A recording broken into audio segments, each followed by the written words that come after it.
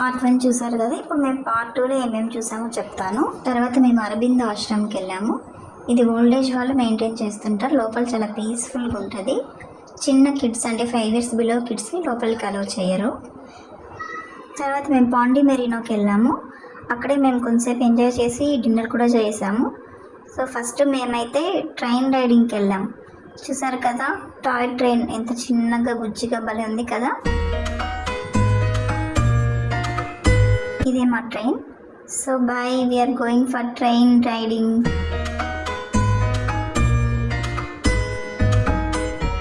So అక్కడే మనకి food stalls అన్నీ ఉంటాయి. అన్ని టైప్స్ ఆఫ్ ఫుడ్స్ కూడా దొరుకుతాయి. సో మనం అక్కడ కొంతసేపు ఎంజాయ్ చేసి గేమ్స్ అన్నీ ఆడుకొని తర్వాత అక్కడే ఫుడ్ కూడా తినేసేయచ్చు అనమాట. చాలా బాగుంటుంది, ఎందుకంటే ఇది బీచ్కి ఆపోజిట్లోనే ఉంటుంది అనమాట. కాబట్టి చాలా బాగా ఎంజాయ్ చేయొచ్చు. ఆ టైంకి వర్షం పడడం వల్ల గేమ్స్ అన్నీ క్లోజ్ చేసేసారు. బట్ మేము రిక్వెస్ట్ చేస్తే ఈ బోటింగ్ ఒకటి ఓపెన్ చేశారనమాట.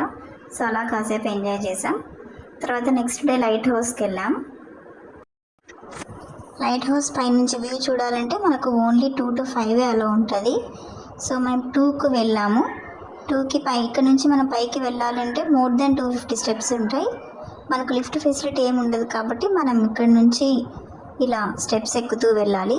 ఫస్ట్ మనం కింద టికెట్ తీసుకోవాలన్నమాట. అడల్ట్స్కి అయితే 10 rupees, చిల్డ్రన్కి అయితే 5 rupees ఉంటుంది. సో ఇలా స్టెప్స్ మార్గంలోనే మనం పైకి ఎక్కుతూ ఉండాలి.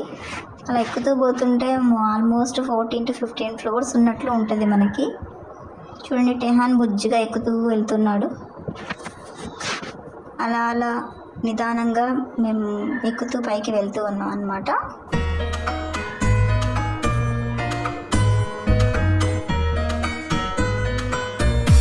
ఎక్కడం కొద్దిగా కష్టం అనిపించినా కానీ మనకు పైకి వెళ్ళిన తర్వాత చాలా ఎగ్జైటింగ్ ఉంటుంది.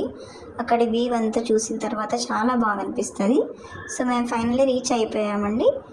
ఇక్కడ ఏంటంటే మనకు ఉండడానికి చాలా తక్కువ ప్లేస్ ఉంటుంది కాబట్టి ఏంటంటే మనకు ఓన్లీ ½ an hour టైమే ఇస్తారు. మేము 2కి అలా స్టార్ట్ అయ్యాం. కింద నుంచి పైకి వెళ్ళే వరకు 2:05, 2:10కి వెళ్ళిపోయాం మేము. సో వాళ్ళు మాకు 2:40 వరకే టైం ఇచ్చారనమాట. ఇక్కడ వ్యూ చూడండి పైన నుంచి ఎంత బాగుంది కదా. అసలు బీచ్ కానీ ఇక్కడ హౌసెస్ అంతా కూడా మనకి చాలా టాప్ నుంచి మనం చూస్తాము. మొత్తం మీకు ఈ వీడియోలో 4 sides నుంచి మొత్తం వ్యూ ఎలా ఉంటుంది అనేది చూపించాను.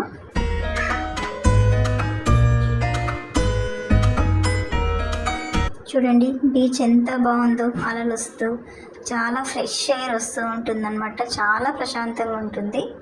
అది ఎక్స్పీరియన్స్ చేయాలి అందరూ కూడా. థ్రిల్లింగ్ ఉంటుంది, ఎగ్జైటింగ్ ఉంటుంది అనమాట. సో మనకి ఇలా వీడియో కంటే కూడా డైరెక్ట్గా చూస్తే అసలు ఎంత దూరం చూస్తే అంత దూరం వాటర్ కనిపిస్తూ మొత్తము సీ వ్యూ చాలా చాలా బాగుంటుంది. చూడండి అక్కడ వేవ్స్ ఎంత బాగున్నాయో. చాలా ఫ్రెష్ ఎయిర్ వస్తుంటుంది.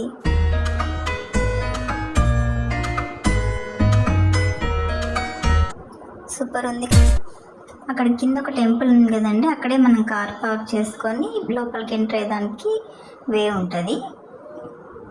సో టెంపుల్ కూడా చాలా బాగుంటుంది, అది కూడా మీరు విజిట్ చేయొచ్చు. ఫైనలీ ఇది అండి మనకు వ్యూ. ఇది French wall memorial, rock beach పక్కన ఉంటుంది.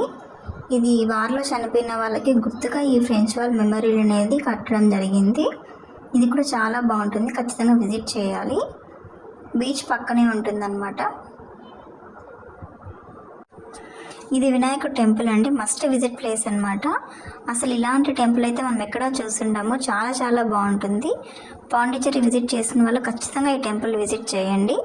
సో ఇది మనకు టెంపుల్ ఎంట్రన్స్.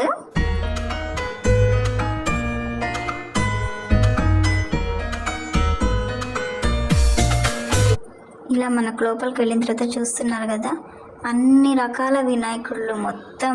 అసలు చాలా అంటే చాలా బాగుంటుందండి డైరెక్ట్గా చూస్తే మాత్రం. చూడండి అసలు టెంపుల్ ఎంత బాగుందో. ఇది మనకు వైట్ టౌన్ ఉన్నాయి రాక్ బీచ్ దగ్గర అండి. ఇలా బటర్ఫ్లై బొమ్మలు అలా ఉన్నాయన్నమాట, పెయింటింగ్స్, వాల్ పెయింటింగ్స్ అలా ఉన్నాయన్నమాట. సో పిల్లలు అలా కొంచెం ఫోటోషూట్ చేసుకున్నారు. అక్కడే మొత్తం రాక్ బీచ్ దగ్గరే మనకు మొత్తం ఈ పెయింటింగ్స్ అనేటివి ఉంటాయి వాల్స్ మీద.